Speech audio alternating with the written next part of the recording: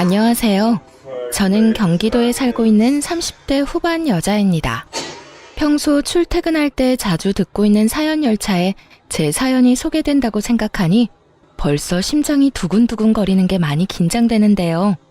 글재주가 없어 더욱 긴장되긴 하지만 최선을 다해 볼 테니 다들 끝까지 함께 해주세요. 그러면 사연 시작해 볼게요. 남편과 전 2년도 채 되지 않은 신혼부부였어요. 남편은 중학교 선생님이고 저는 주간 야간을 오가는 업종의 일을 하고 있었죠. 근무 특성상 주말이란 개념이 따로 없었고 주간과 야간을 오가는 일이었기에 휴무가 맞지 않는 주말은 혼자 시간을 보내야 하는 남편이 걱정이 되더군요. 선생님이란 직업이 워라밸이 좋잖아요. 근무 시간도 좋고. 퇴근 시간이 빠른 남편에 비해 저는 저녁에 출근할 때도 많았어요. 제가 이런 걱정을 할 때마다 남편은 이렇게 말해주었어요.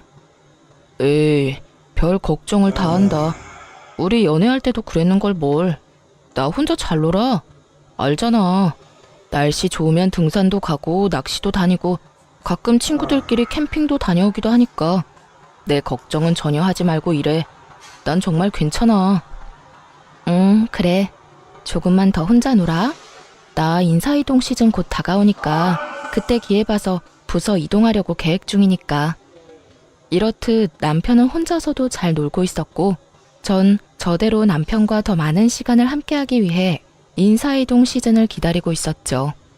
이런 저희 부부에게 조금의 문제가 있다면 시댁이었어요.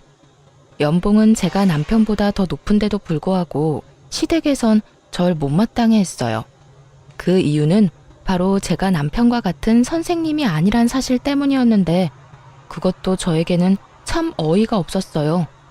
결혼 이야기가 오갈 때는 전혀 이런 말을 꺼낸 적도 없었고 오히려 돈 더 잘 버는 저에게 능력이 좋다며 반대하기는커녕 반기는 분위기였죠. 그랬던 시댁이었는데 결혼 1년 차가 지났을 때부터 점점 이런 말을 하곤 하더라고요. 우리 며느리도 우리 아들 같은 학교 선생님이었으면 얼마나 좋아. 교육자 부부, 이 얼마나 어감도 좋고 듣기만 해도 흐뭇하니. 친구들 만나서 이야기할 때 내 위신도 서고 말이다. 아무리 좋은 말도 계속 들으면 듣기 싫다는데 저딴 말을 계속 듣고 있자니 점점 짜증이 나더라고요. 그래서 저도 더는 참지 않고 시모에게 이렇게 말해주었죠. 결혼할 때는 돈 잘 버는 며느리 최고라고 하시더니 이제는 선생님 며느리가 탐나시는 거예요? 진작 선생님 며느리가 좋다고 했으면 저도 남편 포기하고 어머님을 위해서 결혼도 포기했을 텐데요. 제 말에 가시가 가득하다는 걸 남편이 눈치챘는지 결혼 생활을 시작할 때 제가 마련한 집에서 시작한 이야기를 꺼내며 서둘러 제 편을 들기 시작하더군요. 그래 엄마, 언제는 돈 잘 버는 며느리가 최고라고 하셔놓고선. 그리고 엄마 말대로 선생님하고 결혼했으면 내가 지금 대출금 걱정 없이 살 수나 있었겠어. 이 사람이 마련한 집 없었으면 난 지금도 집 대출금이나 갚느라고 월급 구경할 새가 없었을 거야. 그러니까 이 사람한테 그런 말도 안 되는 말 좀 하지 마. 나도 기분 나빠지려고 그런다고. 남편의 말에 시모의 선생님 며느리 타령이 들어가긴 했지만 기분이 나쁜 건 어쩔 도리가 없더라고요. 제가 더 기분이 나쁜 건 저를 그렇게나 못마땅해 하면서도 저에게 끊임없이 용돈을 요구한다는 것이었는데요. 처음엔 2-3달에 한 번씩 돈을 좀 달라던 시모는 어느새 한 달에 2-3번씩 용돈 요구를 하는 날도 생겨나더군요. 저는 처음부터 시모가 용돈을 요구할 때마다 제 돈만이 아닌 생활비 목적으로 남편과 함께 다달이 모은 돈에서 시모의 용돈을 줘버렸죠. 처음 2-3달에 한 번씩 용돈을 줄 땐 아무 말도 하지 않던 남편은 한 달에 2-3번씩 적게는 10만 원, 많게는 50만 원씩 생활비에서 돈이 빠져나가니 짜증을 내기 시작하더군요. 아니, 무슨 용돈을 그렇게 많이 자주 드리는 거야? 그렇게 주고 나면 우리 생활은 어떻게 해? 기가 막히더군요. 제가 친정에 흥청망청 돈을 쓰는 것도 아니고 다름 아닌 시댁에 주는 돈을, 그것도 오롯이 남편 돈만이 아닌 제 돈도 포함된 생활비에서 주는데 저에게 짜증을 내니 기가 막히고도 남을 상황이었죠. 여보, 이 돈 내가 친정에 주는 돈이라고 착각이라도 하고 있는 거야? 그 돈 당신 집에 주는 거야. 그것도 내가 먼저 챙겨드린 것도 아니고 어머님이 이런저런 핑계 대면서 돈 달라고 하도 성화를 부리셔서 준 거라고. 지금 짜증낼 사람은 당신이 아니라 나인 거 몰라? 우리 생활비는 당신 돈 내 돈 합쳐서 쓰는 건데 그 돈에서 어머님 드리는 거라고. 그리고 지금 짜증을 낼 대상이 이상하다고 생각 안 해? 내가 아니라 어머님한테 짜증내든 화를 내든 하란 말이야. 어머님이 달라고 하는데 내가 어떻게 딱 잘라서 안 된다고 그러냐고. 아무리 그렇다고 해도 안 되는 건 안 된다고 해야지. 당신은 그런 말도 못해서 어쩌려고 그래? 어떤 날은 치과에 간다고 돈 달라 그러시고 어떤 날은 친구 만나러 가는데 돈이 없다고 돈 달라 그러시는데 어떻게 못 준다고 그래. 그렇게 말하는 당신이 못 준다고 그러면 되겠네. 남들이 들으면 내가 친정부모님께 용돈 퍼다 주고 있는 줄 알 거다. 지금 이 상황에선 당신이 나한테 짜증을 낼 게 아니라 나한테 미안해해야 하는 상황이라고. 생활비에 내 돈도 들어간 거 잊었어? 왜 나한테 짜증을 내? 내가 언제 짜증을 냈다고 그래. 아유, 됐어. 내가 알아서 할 테니까 당신은 아무 말도 하지 말고 있어. 남편은 제 말에 기분이 상해버렸는지 사과 한마디 없이 본인이 알아서 하겠다곤 해버리곤 대화를 끝내버리더군요. 그 후 시모의 용돈 요구는 없어졌지만 다른 식으로 저를 괴롭히기 시작했어요. 당시 시댁에선 아침부터 적어도 5첩밥상 이상을 차려먹는 집안이었는데 제가 야간을 하고 퇴근하는 아침이라든지 피곤함이 절여있는 휴일날엔 어김없이 연락이 와 아침을 차리라는 말도 안 되는 요구를 하기 시작하더라고요. 처음 한두 번이야 시모가 많이 아프다고 하니 가서 차려드렸지만 막상 시댁에 가보면 시모의 상태는 저보다 더 팔팔해 보였고 이런 말도 안 되는 요구를 따라주면 안 되겠다 싶었어요. 그날도 전 야간을 하고 퇴근하고 있었고 시모에게선 또 연락이 와 시댁으로 오라고 하더군요. 일 끝났지? 오늘도 우리 집에 좀 들렀다 가려무나. 왜요? 또 손가락 하나 까딱할 힘도 없이 편찮으세요? 그래, 나이가 들어서 그러는가 요즘엔 아침만 되면 힘도 없고 몸도 안 쑤시는 데가 없는 게 컨디션이 영 말이 아니야. 그러니까 얼른 와서 아침 좀 차리려무나. 어머님, 매번 편찮으시다고 해서 가보면 저보다 혈색이 더 좋으세요. 아프고 피곤한 걸로 치면 제가 어머님보단 한 수 위인 것 같은데 그러지 말고 어머님이 저희 집에 좀 와서 아침밥 좀 차려주시면 안 될까요? 저는 5첩 밥상까지는 바라지도 않고 그저 죽 정도면 되는데요. 소화도 잘 되고 먹고 빨리 잘 수도 있고 말이에요. 저는 작정을 하고 시모의 요구에 답을 하고 있었고 시모는 이런 저의 말에 화가 났는지 언성을 높이기 시작하더라고요. 뭐야? 너 지금 이 시어머니한테 네 아침 밥상이나 차리라 이거니? 나 컨디션 안 좋다는 말은 어느 귓구멍으로 들은 게야? 어머님도 아시다시피 저는 방금 전까지 밤새도록 일하다 왔는데 그 컨디션은 제가 더 안 좋지 않을까요? 그러니까 제 밥상 차려주실 거 아니면 앞으로 이런 전화 하지 마세요. 저도 며느리이기 전에 사람이고 저도 힘들고 피곤한 거 알아요. 그러면 저 진짜 너무 많이 피곤해서 전화 끊을 테니 정 몸이 힘드시면 시켜 드세요. 들어가세요. 집에서 가까운 거리도 아니었고 적어도 1시간은 걸리는 거리인데 그저 저를 부려먹기 위해 저러는 것에 더는 노란하고 싶지 않았기에 저는 더욱 단호하게 말하곤 전화를 끊어버렸습니다. 그 뒤로도 시모는 연락이 와 아침밥을 요구했지만 그때마다 전 못 간다는 말과 함께 전화를 끊어버렸어요. 그렇게 시모에 대한 스트레스도 쌓이는데 남편 역시 의심스러운 행동을 하기 시작하더군요. 남편은 여전히 제가 일하는 주말엔 낚시하러 다닌다거나 여러 취미 생활을 했는데 다른 때와 마찬가지로 낚시를 하러 갔다며 물고기를 낚은 사진이 왔더라고요. 대어를 낚은 사진이었는데 밝게 웃고 있는 남편의 뒤로 거울에 남편의 사진을 찍어주고 있는 여자의 모습이 보이는 것이 아니겠어요? 흐릿하고 작은 여자의 실루엣이었지만 저는 한눈에 그 여자가 남편의 학교에서 함께 일하는 처녀 선생님이라는 걸 단박에 알 수 있었어요. 그 여자는 저희 결혼식에 참석했을 뿐 아니라 소풍을 다녀온 사진이라든가 학교에서 하는 각종 행사 사진을 보다가 워낙 예쁘게 생겨 저도 모르게 눈길이 가던 여자였어요. 전 바로 남편에게 답장을 해 누구와 갔냐고 물어보았어요. 여보, 또 혼자 갔어? 아니면 이번엔 같이 간 사람이 있는 거야? 학교 선생님들이랑 왔어. 매번 내가 낚시터에 다닌다고 하니까 다들 궁금해하길래 시간 맞는 사람들 맞춰서 같이 왔지. 그래? 심심하진 않겠네. 좋은 시간 보내. 저는 이렇게 마지막 문자를 보냈고 제 문자에 남편은 단체 사진을 찍어 보내주더군요. 남자 셋, 여자 셋. 짝을 맞춰 놀러 간 것이 걸리긴 했지만 더는 이런 식으로 의심을 했다간 정말 끝도 없을 거란 생각에 나쁜 쪽으로 생각하지 않으려고 무던히 애를 썼습니다. 거기에다 돌아온 남편의 휴대전화를 살펴봤을 때도 수상한 내용도 없었기에 괜한 오해로 사람을 의심하지 말자고 생각했던 것이었죠. 그러던 어느 주말, 저도 쉬는 주말이었는데 원래 이런 주말엔 오롯이 저와 시간을 보내던 남편은 그날따라 무슨 일인지 아주 중요한 약속이 있다며 나갈 채비를 하더라고요. 주말에 무슨 일이길래? 원래 이런 날엔 나랑 시간 보내줬었잖아. 그게 선생님들이랑 애들 이야기도 좀 할 겸 해서 다 함께 모이기로 했어. 그때 사진 보내줬던 선생님들 있지? 다 모인다는데 나만 빠질 수도 없는 노릇이잖아. 다른 것도 아닌 애들 때문에 이야기 나누는 자리기도 하고 말이야. 일찍 들어올 테니까 혼자 조금만 있어. 처음엔 그럴 수도 있다고 생각했어요. 요즘 애들 교육하기 참 힘들다는 말을 달고 살기도 했고 가끔 이런 날도 있겠지 하는 마음에서 선뜻 보내줬던 것이었죠.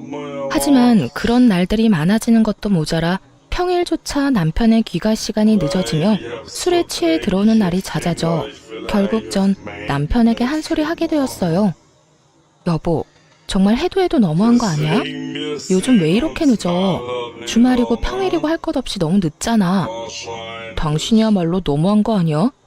난 당신 일 때문에 나랑 시간 못 보내는 것도 당신 편의대로 다 맞춰서 다 이해하고 혼자만의 시간도 척척 잘 보내는데 당신은 이런 것도 이해 못 해줘?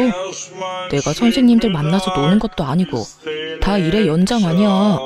나라고 뭐 좋아서 이러는 줄 알아? 당당히도 저딴 말을 하는 남편을 보는데 절로 콧방귀가 다 나오더라고요. 일의 연장이라는 사람이 짝 맞춰서 낚시 다니고 캠핑 다니고 허구한 날 술 마시러 다니는 게 말이나 된다고 생각하세요?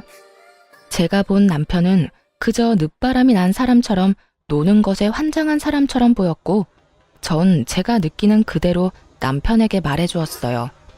일의 연장? 일한다는 사람이 낚시 다니고 캠핑 다니고 하루가 멀다고 술 마시고 다니는가 봐. 그걸 누가 믿어? 지나가는 사람 아무나 붙잡고 물어봐. 누가 그렇게 생각이나 해주는가? 10이면 10, 100이면 100. 젊은 사람들끼리 모여서 놀러 다니는 거라고 할 거라고. 나는 안중에도 없고 그저 그 선생님들이랑 시간 보내느라 바쁘잖아 요즘. 당신이 내 입장이면 섭섭하지 않겠어? 난 어찌되었든 이렇게까지 자주 모여 놀러 다니는 것도 싫고 하루가 멀다고 술 마시고 늦는 것도 싫어. 당신이 싫다고 하면 내가 안 해야 해? 그리고 섭섭? 당신 말 한 번 잘했다. 나도 섭섭했어. 당신이 일한다고 나 혼자 집에 있을 때 나도 섭섭했다고. 이거 왜 이래? 그리고 내 일은 내가 알아서 할 테니까 나한테 잔소리하지 마. 당신 눈엔 내가 놀러 다니는 걸로 보일지 몰라도 난 낚시 다니고 캠핑 다니면서 선생님들이랑 깊은 대화도 많이 하고 애들 이야기도 많이 해서 도움이 많이 된다고. 그러니까 더는 이런 걸로 실랑이하지 말자. 당신 아니라도 나 요즘 피곤해.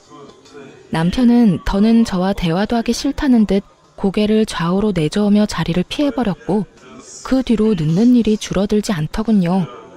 그때까지만 해도 남편의 외도 사실은 전혀 상상치도 못했던 일이었기에 더는 우리 사이가 멀어지는 것이 너무나도 싫었던 저는 어떻게 해서든 잘 살아보려고 애썼어요.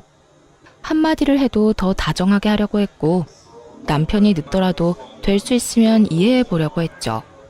그럼에도 남편은 점점 더 멀어지는 느낌이 들었고 전 남편과의 관계 개선을 위해 남편이 운동을 간 헬스장으로 간식을 싸들고 찾아가게 되었죠.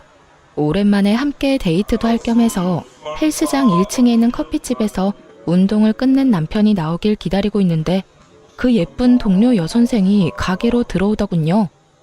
우연이라고 하기엔 그 모든 상황이 의심스러웠던 저는 황급히 여선생의 눈을 피해 구석진 자리로 피했고, 얼마 지나지 않자 남편이 카페로 들어와 여선생의 맞은편에 앉았어요. 그 후 100% 정확하게는 듣지 못했지만 웃으며 나누는 대화와 서로의 머리카락을 만져주는 모습 등 다정한 연인의 모습과 다름이 없는 두 사람의 행동에 남편의 외도를 확신하게 되었습니다. 자기야, 여기. 왜 이렇게 빨리 왔어? 오늘 운동 길게 한다더니. 자기가 여기까지 왔다는데 내가 운동이 되겠어? 자기 밑에서 기다린다는 연락 받자마자 씻고 내려왔지. 으이그, 난 괜찮은데. 머리카락에 물기 있는 것 좀 봐. 머리라도 다 말리고 오지. 그나저나 그 여자는 어때? 이혼 이야기 나올 것 같아? 우리 집에서 요즘 난리야. 만나는 사람 있으면 빨리 데리고 오라고. 곧 이혼 이야기 나올 것 같아. 나도 집에서 말 한마디 걸지도 않고 묻는 말에 대답만 하고 있거든. 집사람은 어떻게 해서든 풀어보려고 했는데 내가 반응이 없으니까 점점 지치는 눈치더라고. 정말? 다행이다. 그러면 우리 집에는 조만간 인사 온다고 할게.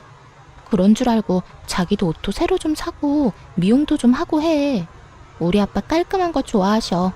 양복도 싸구려 말고 가격대 좀 있는 거 사 입고. 걱정하지 말고 날짜 정해지면 이야기나 해줘.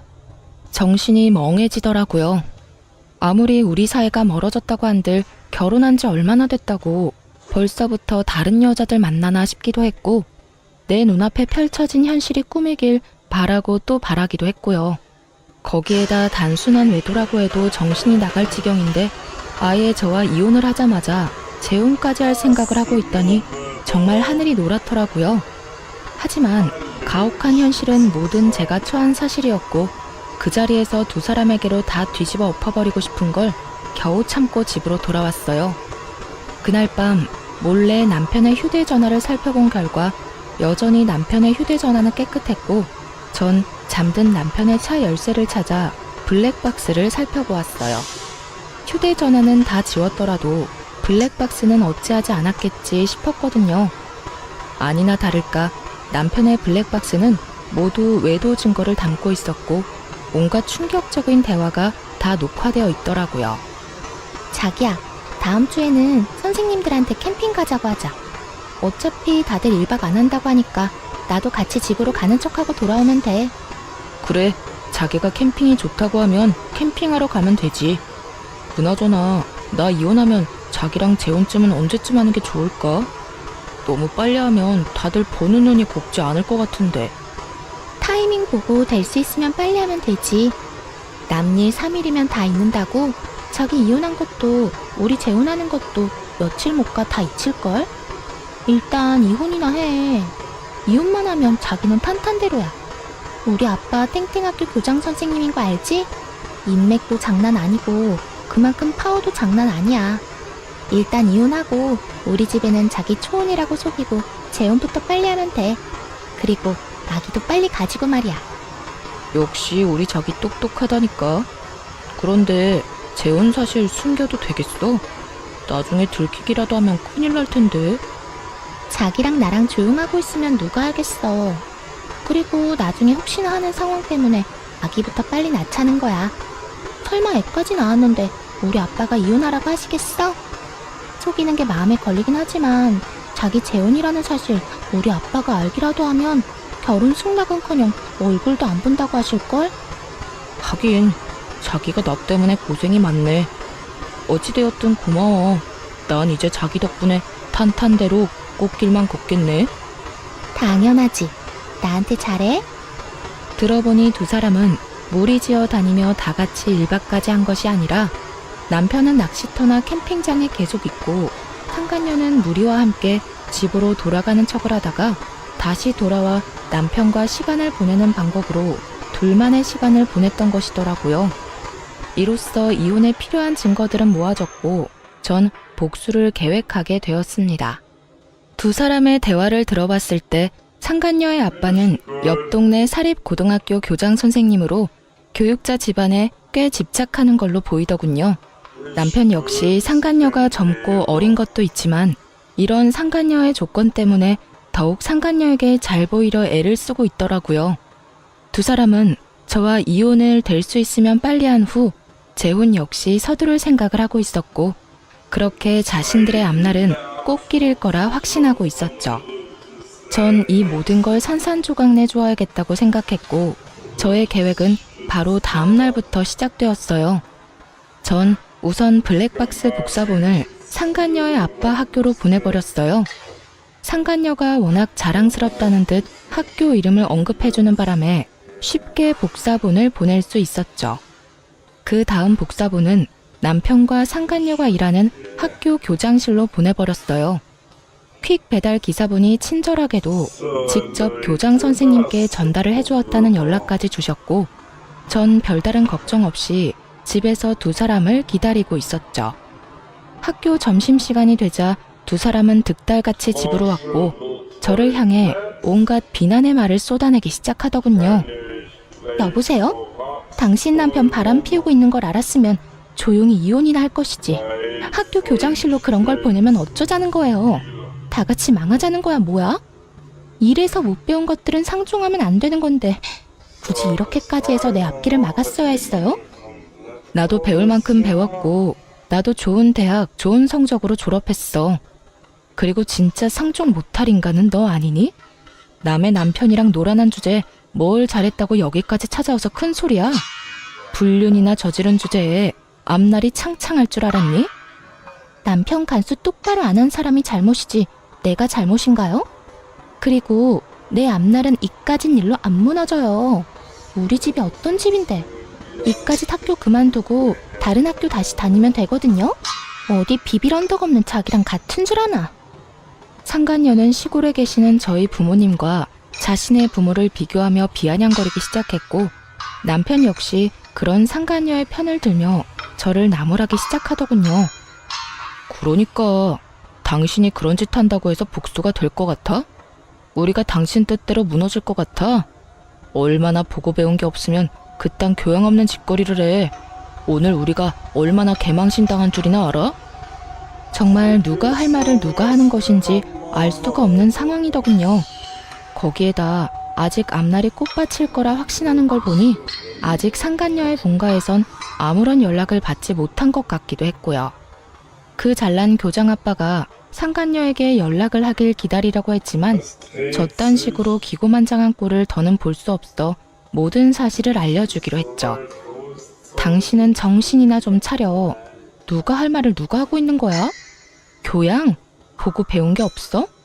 그건 내가 할 말이라고 생각 안 하니? 지금 교양 없이 더러운 외도나 저지르고 있고 보고 배운 것도 없이 적반하장으로 화를 내고 있는 사람이 누군데 그딴 소리를 나한테 하는 거야? 그리고 지금 아주 큰 꿈을 꾸고 있는 것 같은데 내가 모든 사실을 안 이상 그 꿈도 물거품이 될 거라고 생각 안 하니?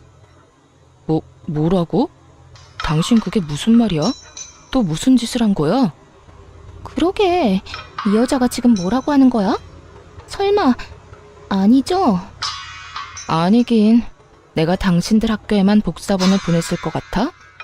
너네가 어느 학교 어느 교장실에 누가 있는지 친절하게 알려줬는데 그런 눈으로 봐도 소용없어. 이미 복사본은 네가 비빌 언덕인 네 아빠한테도 보내버렸고 잘 전달되었다고 연락도 받았으니까. 그제야 모든 사실을 한 두 사람은 얼굴이 사색이 된다 싶더니 저에게 득달같이 달려들더군요. 거짓말이지? 당신 나랑 지혜 골려주려고 거짓말하는 거잖아. 당신이 정말 그런 짓을 했으면 앞으로 내 앞길은 누가 닦아주냐고. 자기는 지금 자기 출세 따위가 문제야? 우리 아빠가 알면 나 집에서 쫓겨나는 건 둘째치고 영까지 끊길 수도 있다고. 내가 어떻게 해서든 아빠 눈에 들어야 당신한테도 기회가 간다는 거 몰라? 저기요, 정말 우리 아빠한테 그 복사본 보낸 거예요? 아니죠. 내가 뭘 그렇게 잘못했다고 그렇게까지 해요. 제발 아니라고, 거짓말이라고 해줘요. 뭘 그렇게까지 잘못했냐고? 간통죄가 폐지됐다고 불륜이 정당화된 줄 아니? 너 조강지처가 버젓이 두 눈 뜨고 있는데 몰래 만나는 것도 모자라서 이혼까지 시키려고 했었어. 그 정도면 나한테 죽을 죄를 지었다고는 생각 안 하니? 복사본을 정말로 보냈냐고?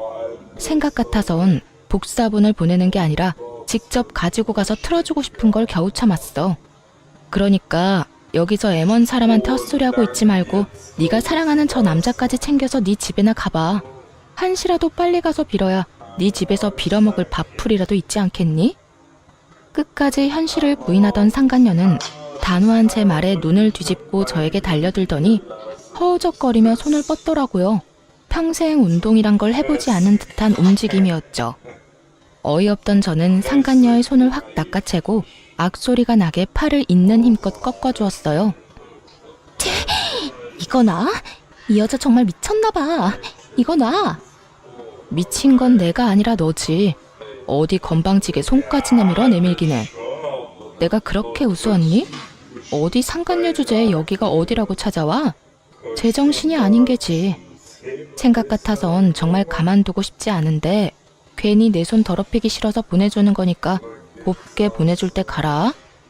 저는 상간녀를 남편의 쪽으로 밀어버렸고 남편은 상간녀를 부축하며 저에게 온갖 험한 말을 쏟아내기 시작하더군요. 당신 정말 제정신이야? 배웠다는 사람이 왜 이렇게 무식하게 굴어? 이러다 어디 크게 다쳤으면 당신이 책임질 거야? 내가 좀 밀었다고 크게 다칠 정도면 걔는 걸어다니지 말고 병실에 누워있어야 하는 거 아니니? 그 정도로는 진단서도 안 나오니까 걱정하지 말고 얼른 가. 여기서 더 소란 피웠다간 나 진짜 경찰이라도 부를 거니까. 그런 줄 알고 더 난동 피우려면 피워보든가. 전 두 사람을 향해 경찰을 부를 거라며 으름장을 놓았고 두 사람은 끝까지 저에게 험한 말을 쏟아내며 돌아가더군요.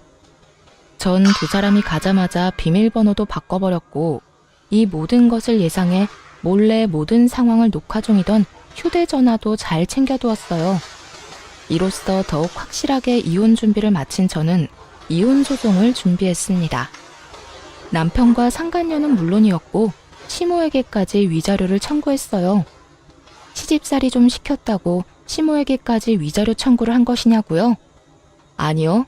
제가 본 블랙박스엔 두 사람 말고도 시모도 함께 찍힌 녹화본이 꽤 있었는데 알고 보니 시모는 두 사람의 외도 사실을 진작부터 알고 절 괴롭히고 있었더군요. 그러니까 제 입에서 이혼 이야기가 나오게 저를 괴롭히고 있었던 것이었어요. 엄마, 집사람 괴롭히고 있는 거 맞지? 왜 별말이 없지? 말도 마라. 그렇게나 괴롭히는데 애가 기죽기는커녕 되려 나를 가르치려고 들고 있어. 넌 도대체 어디서 그렇게 독한 애를 데리고 왔니? 다른 여자들 같으면 이 정도 하면 울고불고 어머님 저한테 왜 이러세요? 말 정도는 나와야 할 텐데 네 집사람은 도리어 나한테 싫다. 앞으로 이런 거 시키지 말라고 하더라. 내가 기가 막혀서. 그래서 더 괴롭히지도 못한다는 말이야? 그러면 내가 그냥 이혼하자고 해야 해? 내가 이혼하자고 해도 집사람 안 해줄 텐데. 어이구 걱정하지 마. 이 엄마가 다 알아서 할 테니. 우선 네 할아버지 제사 다가오는 거 알지? 그때 불러서 일단 마음껏 부려먹으려 하고 있어. 그런데 우리 제사 안 지내잖아. 그러니까 더 화나는 거지. 이때까지 한 번도 지낸 적 없었던 제사를 갑자기 지낸다고 하면서 부려먹으면 더 화나지 않겠니? 다른 사람도 아닌 할아버지 제사라는데 안 올 수도 없을 테고. 그쯤 되면 시집살이도 그런 시집살이가 없다는 생각이 들면서 그냥 확 이혼하고 싶을 테니 조금만 기다려. 이야, 대단하네 우리 엄마. 고마워 엄마.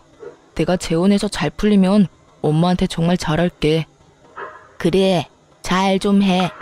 그러게 진작 같은 학교 선생님을 만났으면 이런 고생은 안 해도 됐을 텐데. 어찌되었든 넌 아무 걱정하지 말고 재혼 준비나 잘 해놔. 아무리 제가 밉다고 해도 시모까지 이혼을 돕고 있다는 사실을 알았을 땐 정말 치가 다 떨리게 화가 났었는데 소송을 하다 보니 그 더러운 계획에 함께해준 시모에게 고맙다는 마음마저 들더군요. 그 덕에 저는 받을 위자료도 더 많아졌고 기분도 통쾌해졌으니까요.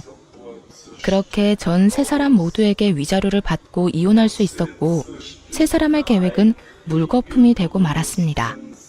공무원은 품위 유지 의무가 있는 거 다들 아시죠? 올바른 행실을 보여주고 교육자의 명예를 실추시키면 안 되는 두 선생님이 학생들 몰래 불륜을 저질렀다는 충격적인 소문은 굳이 제가 직접 퍼뜨리지 않아도 이미 입소문이 퍼져 있더군요. 남일은 3일이면 잊혀진다고 당당했지만 불륜, 그것도 선생님이란 직업을 가진 두 연놈들이 그런 짓을 했으니 동료 선생님들 사이에서 오고 가는 이야기를 귀가 밝은 학생들이 모를 리가 없잖아요. 알게 되는 건 시간 문제인 거죠.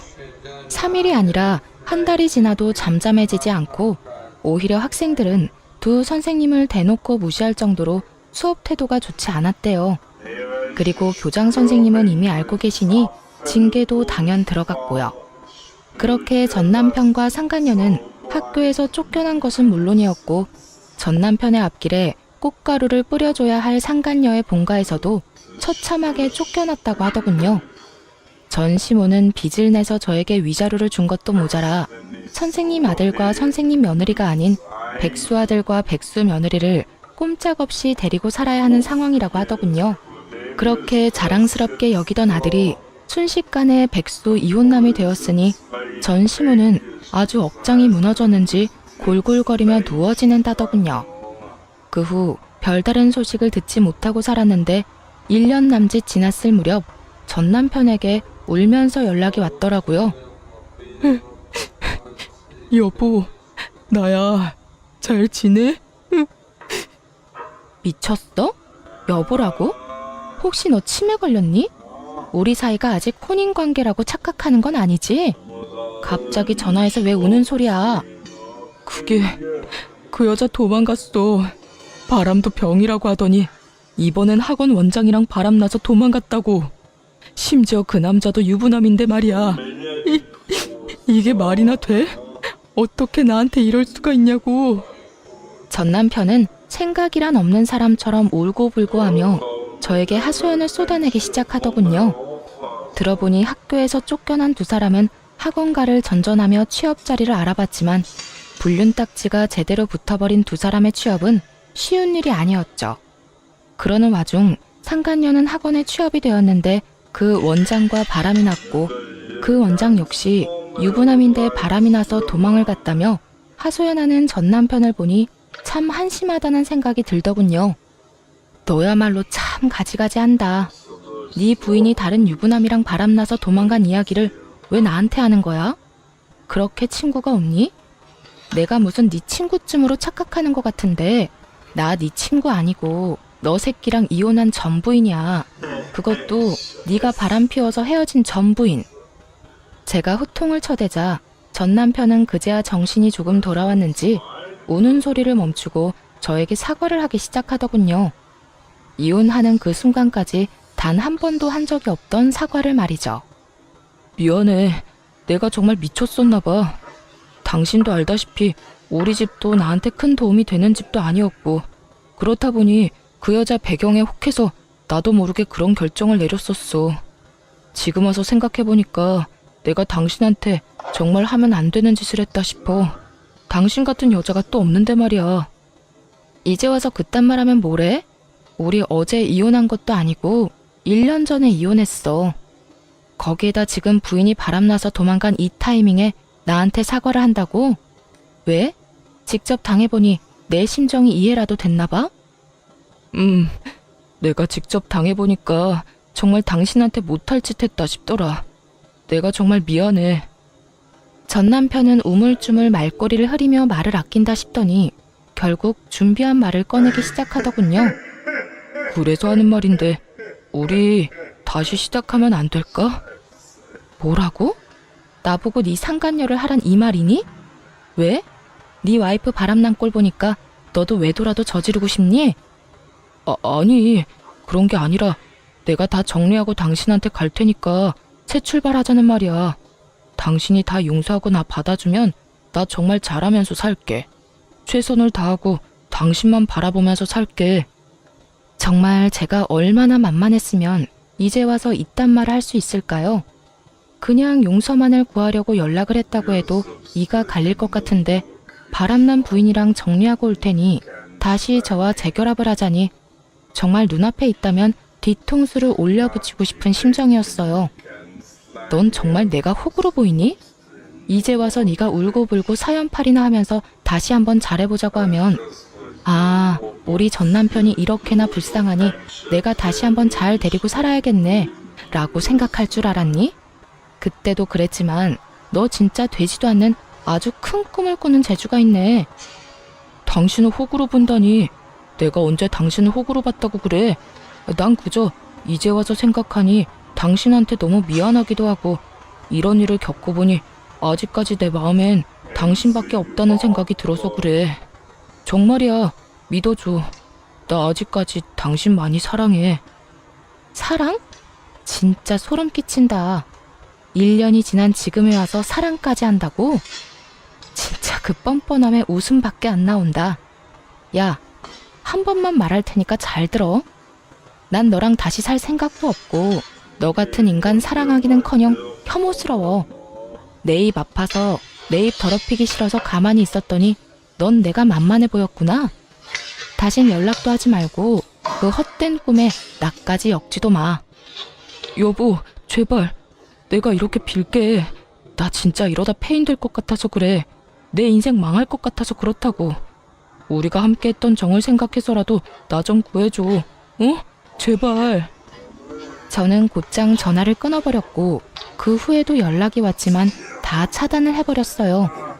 그렇게 그 인연도 정말 끝이라고 생각했는데 몇 달 뒤 생각지도 못한 전 시모에게서 연락이 왔더라고요. 차단을 다 했는데도 불구하고 다른 번호로 전화가 와 피하지 못하고 그냥 받아버렸던 것이었어요. 아가, 잘 지내니?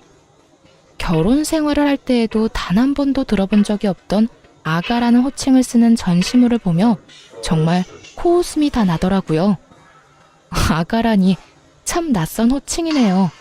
그나저나 무슨 일이세요? 그래, 이야기 들었는지 모르겠는데 우리 아들 그 빌어먹을 물건이랑 이혼했어. 이제 호적도 깨끗해졌단다. 그거 참 잘 됐네요. 내가 경험해봐서 아는데 배우자가 바람나서 정신이 나가버리면 그거만큼 답 없는 상황이 또 없더라고요. 그냥 이혼하는 게 서로 편하죠. 그런데 그 소식 알려주려고 전화한 거예요? 전 그런 소식 궁금하지도 않고 듣고 싶지도 않은데요. 냉정하고도 단호한 저의 말에 전 시모는 잠시 한숨을 크게 내쉬더라고요. 그렇게 잠깐의 정적이 흐르는가 싶더니 어렵게 말을 꺼내기 시작했어요. 그래, 내가 네 마음 다 이해한다. 얼마나 성훈이가 밉겠어. 그런데 잘 생각해보면 우리 성훈이가 잘못한 게 없기는 해. 그 젊고 예쁜 여자가 심지어 집안까지 교육자 집안인 여자애가 좋다고 그렇게 쫓아다니는데 남자라면 눈길이 가지 않겠니? 그 한 번 실수에 대한 벌은 충분히 지금 받고 있으니까 아가, 네가 우리 성훈이랑 다시 한번 잘해보면 안 되겠니? 그러니까 지금 저한테 직장도 없을 뿐더러 미래도 없는 사람이랑 다시 결합하라는 말인가요? 심지어 빚까지 있는 남자랑요? 빚은 내가 어떻게 해서든 다 갚아줄 테니 그건 걱정하지 말고 너희는 그저 잘 살기만 하면 돼. 너만 마음 돌려준다면 내가 너희 집엔 발걸음도 하지 않고 연락도 하지 않으마. 우리 성훈이 저렇게 두다간 정말 폐인 될 것 같아서 그래. 네 말대로 취업도 안 되고 집에서 술만 먹는데 내가 아주 미칠 지경이야. 그러니까 네가 좀 마음을 돌려먹으면 안 되겠니? 입에서 나온다고 다 말이 되는 건 아닐 텐데 전 시모는 헛소리를 말이라고 생각하며 잘도 뱉어내고 있더라고요. 아줌마 아들이 누굴 닮아서 그렇게 생각이 없나 싶었더니 다 아줌마를 닮았었네요. 내가 미쳤어요? 허구한 날 집에서 술만 퍼마시는 전 남편, 내가 뭐가 아쉽다고 재결합까지 해요? 뭐라고? 아줌마? 너 지금 말 다 했니? 아무리 그래도 아줌마라니. 네, 아줌마. 내가 이혼까지 한 마당에 어머님이라고 불러드릴 줄 알았어요? 그쪽이라고 해버리고 싶은 거 아줌마라고 해주는 거니까 고마운 줄이나 아세요. 그리고 빚을 갚아준다고요? 내가 알기론 아줌마도 저한테 위자료 주느라 빚쟁이인 걸로 아는데 무슨 수로 빚을 갚아준다는 말이에요? 아, 꼴에 살고 있는 그 집이라도 팔아서 해주려고요. 제발 헛된 꿈 좀 꾸지 마세요. 마음 떠난 사람 붙잡지도 말고요. 이년이 진짜 말이면 다 한 줄 아나? 나라고 네가 좋아서 이렇게 연락한 줄 알아? 다 내 아들이 원하니까 자존심 접어두고 연락했더니 뭐? 아줌마? 헛된 꿈? 내가 이래서 네가 싫다고 했던 거야. 내 아들이 저 모양 저 꼴이 된 거 다 너 때문이잖아. 네가 그때 조용히 이혼만 해줬어도 내 아들이 저런 꼴이 될 일도 내 며느리가 바람이 나서 도망갈 일도 없었다고. 그러니까 네가 책임져. 재결합할 게 아니면 돈이라도 내놓으란 말이야.